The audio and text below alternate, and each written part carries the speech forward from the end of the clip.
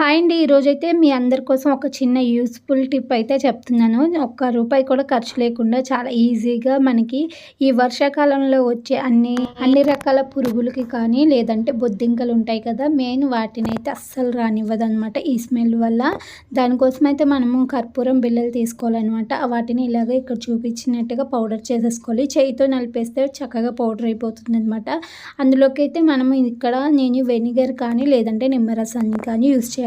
అందరి ఇంట్లో వెనిగర్ ఉండకపోవచ్చు కదా! అందుకనే నేను నిమ్మరసంతోనే చూపిస్తున్నాను. చేసేయండి ఇలాగా. చక్కగా పిండేసుకున్న తర్వాత ఇలాగ కాటన్ బాల్స్ ఉంటాయి కదా!